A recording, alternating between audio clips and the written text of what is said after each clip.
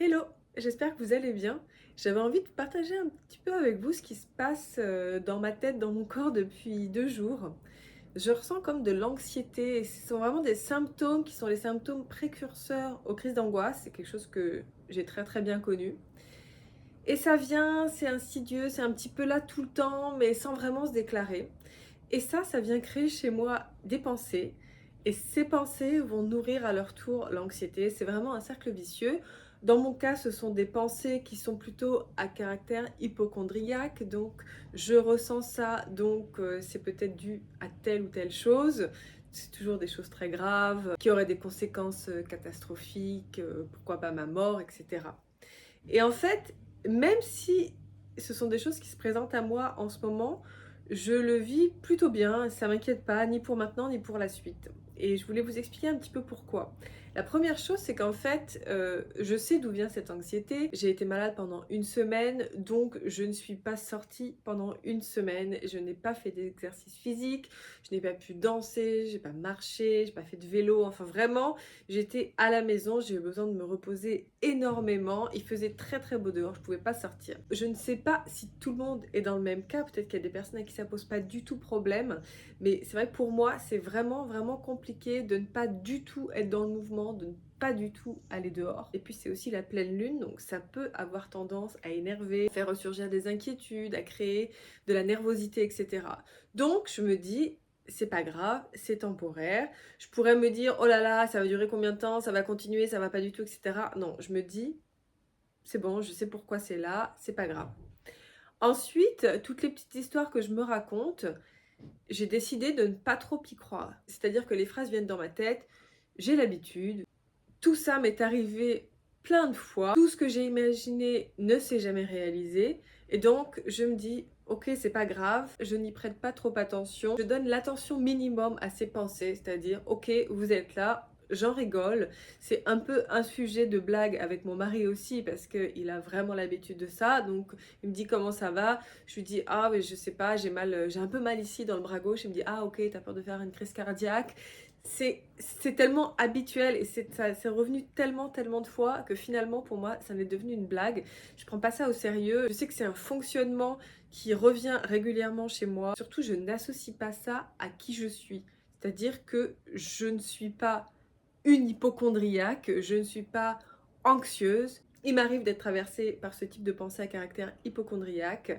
Il m'arrive d'avoir de l'anxiété, mais ça n'est pas qui je suis. Et donc ça me permet quand même de prendre un peu de la distance par rapport à ça et de ne pas rentrer vraiment dans quelque chose de dramatique, dans un cercle vicieux. Ça passe, hop, et ça dégage. Et puis, évidemment, je décide d'entrer dans le mouvement dans ce cas-là. Donc je n'étais pas en mesure de le faire jusque-là parce que je n'étais pas en état en fait, mais je décide dès que c'est possible de sortir, de bouger. Là en l'occurrence, je suis allée faire du vélo dans la nature, ramasser des noix pour vraiment être dans la vie, dans le mouvement, dans le corps et petit à petit, je sens que je me sens mieux. Comme j'étais pas bien, comme j'ai été malade, j'ai dû annuler des rendez-vous, une soirée, etc.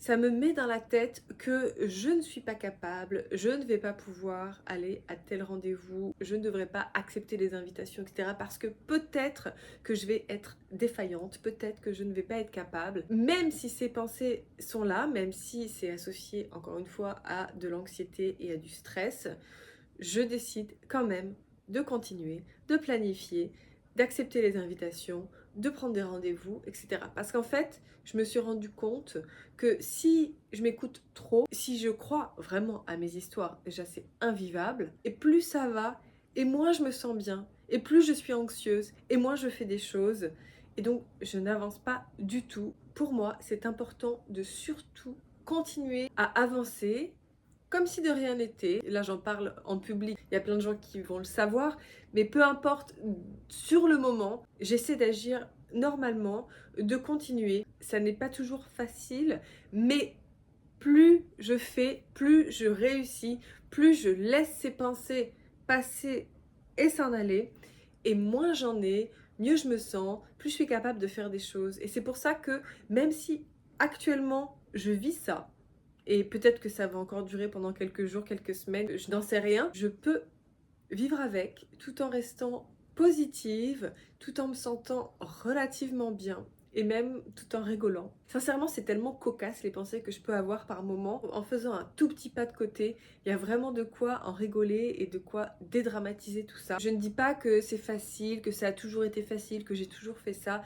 Bien sûr que non, c'est un cheminement. Quand on a des problèmes d'anxiété, c'est tout un travail, évidemment. Je pense que ça peut être un travail qui reste présent sans prendre toute la place, toute la vie éventuellement. Mais je pense qu'on peut toujours être en chemin pour aller vers le mieux-être, avoir cette conscience de ce qui parfois nous traverse, parfois ça nous habite aussi pendant un certain temps.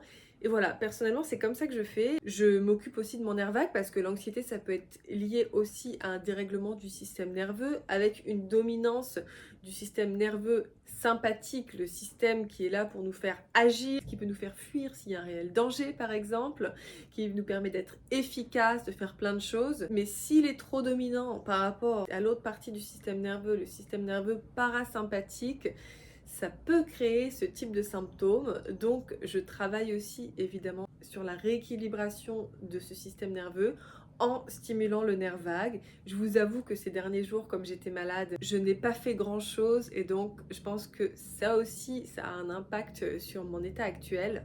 Dans tous les cas, je pense qu'on peut toujours aller vers le mieux. L'objectif, en tout cas le mien, ça n'est pas forcément d'être totalement débarrassé de tout ce qui peut me traverser. C'est pas grave en fait que ça existe à mon sens, mais d'aller toujours vers le mieux et surtout pour moi c'est important que ça ne m'empêche pas de vivre, de faire des choses. Et voilà, j'avais envie de vous parler de ça, c'est mon cas personnel, peut-être que ça pourra parler à d'autres personnes. Merci d'avoir regardé, écouté cette vidéo, j'espère qu'elle vous a intéressé. N'hésitez pas à me le montrer évidemment en la commentant, en la likant, n'hésitez pas à la partager si vous pensez qu'elle peut être utile à d'autres personnes. En attendant la prochaine vidéo, je vous souhaite une très belle journée ou une très belle soirée. On se retrouve bientôt, prenez soin de vous.